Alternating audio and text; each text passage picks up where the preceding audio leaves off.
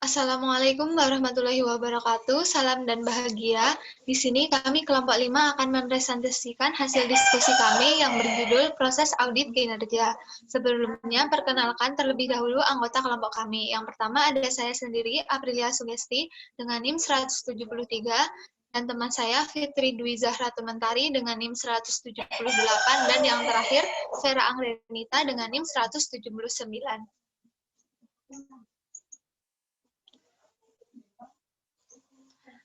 Langsung saja struktur audit. Secara umum, struktur audit terdiri dari beberapa bagian. Yang pertama ada tahap-tahap audit, yang kedua ada elemen masing-masing tahap audit, yang ketiga ada tujuan umum masing-masing elemen, dan yang keempat ada tugas-tugas tertentu yang diperlukan untuk mencapai setiap tujuan.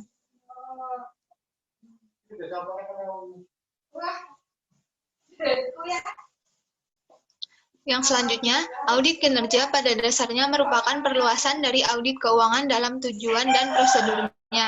Berdasarkan kerangka umum audit dapat dikembangkan struktur kinerja yang terdiri dari 1. Tahap pengenalan dan perencanaan, 2. Tahap pelaksanaan audit, yang ketiga tahap pelaporan, dan yang terakhir tahap penindaklanjutan.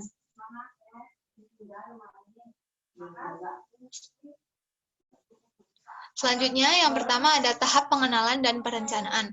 Tahap pengenalan dan perencanaan dari survei upaya tentang lingkungan organisasi yang diaudit. Dan yang kedua ada review sistem pengendalian atau control system review. Prosedur audit pada tahap review sistem pengendalian terdiri dari 3. Yang pertama, menganalisis sistem manajemen organisasi. Yang kedua, membandingkan dengan model yang sudah ada. Dan yang ketiga, mencatat dugaan terhadap setiap ketidakcocokan atau ketidaksesuaian. Lalu kriteria untuk menilai reliabilitas data itu ada 2. Yang pertama, proses pengumpulan, perhitungan, dan pelaporan data. Dan yang kedua, kecukupan pelaporan data.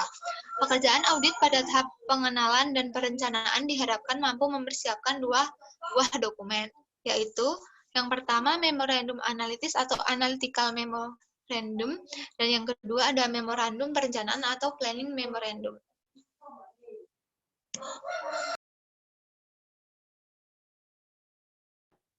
Selanjutnya, tahapan audit. Tahapan dalam audit kinerja terdiri dari 3 elemen. Yang pertama, telaah hasil-hasil program atau program research review. Yang kedua, telaah ekonomi dan efisiensi atau ekonomi and efficiency review. Yang ketiga, telaah kepemilikan atau compliance review.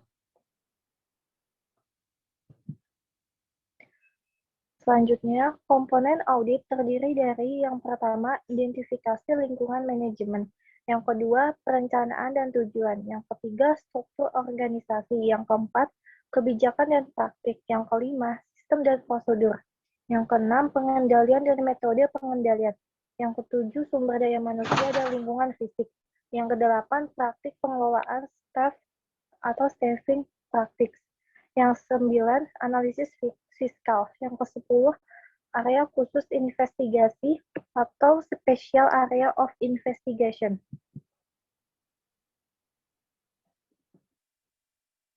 Tahapan pelaporan. 3 langkah pengembangan laporan audit secara tertulis yaitu yang pertama persiapan, yang kedua penelaahan, yang ketiga pengiriman. Hal-hal yang diperhatikan dalam penulisan laporan audit kinerja. Yang pertama, laporan audit kinerja harus ditulis secara objektif. Yang kedua, auditor tidak boleh terlalu overstate. Yang ketiga, informasi yang disajikan harus disertai bukti yang kompeten. Yang keempat, auditor hendaknya menulis laporan secara konstruktif, memberikan pengakuan terhadap kinerja yang baik maupun kinerja yang buruk.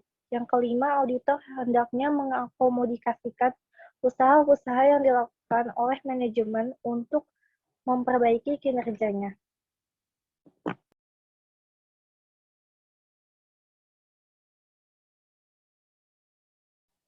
Baik, yang selanjutnya keahlian yang perlu dimiliki dan dikembangkan oleh auditor agar mampu menghasilkan laporan yang efektif.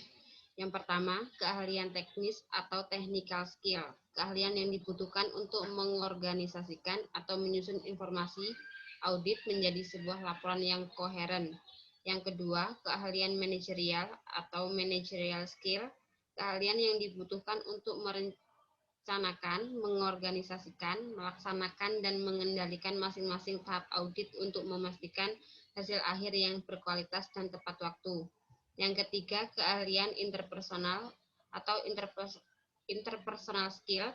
Keahlian interpersonal adalah keahlian untuk menjaga hubungan baik dengan audit, kemampuan untuk menyampaikan temuan-temuan negatif menjadi kesempatan-kesempatan positif.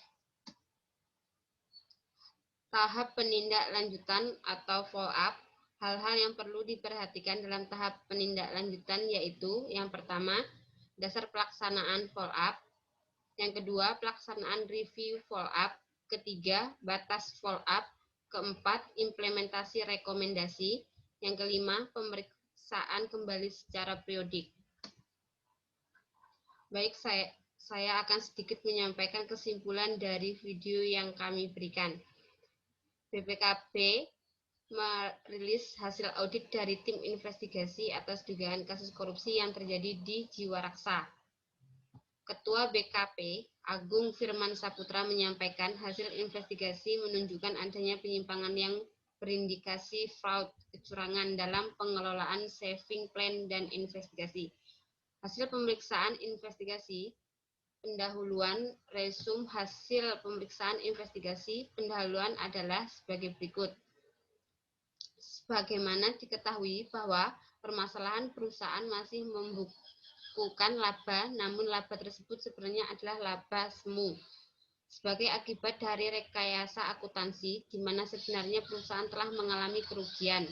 Pada tahun 2017, PT AJAS membukukan laba sebesar 360,3 miliar rupiah, namun memperoleh opini tidak wajar akibat adanya kekurangan pencadangan sebesar 7,7 triliun rupiah. Jika pencadangan dilakukan sesuai ketentuan, seharusnya perusahaan menderita rugi. Pada tahun 2018, PT AJS membukakan kerugian audit sebesar 15,3 triliun sampai dengan September 2019. Diperkirakan rugi sebesar 13,7 triliun rupiah. Pada November tahun 2019 diperkirakan mengalami negatif equity sebesar 27,2 triliun rupiah. Kerugian itu terutama terjadi karena PT AJS menjual produk saving plan dengan cost of fraud yang sangat tinggi di atas bunga deposito dan obligasi. Dana dari saving plan itu diinvestasikan pada instrumen saham dan reksadana yang berkualitas rendah. Pada akhirnya, ini menekankan likuiditas pada PT AJS yang berujung pada gagal bayar. Sekian presentasi dari kelompok kami. Jika ada salah-salah kata, kami mohon maaf. Kepada Allah kami mohon ampun. Saya akhiri. Wabillahi taufiq wal hidayah. Wassalamualaikum warahmatullahi wabarakatuh.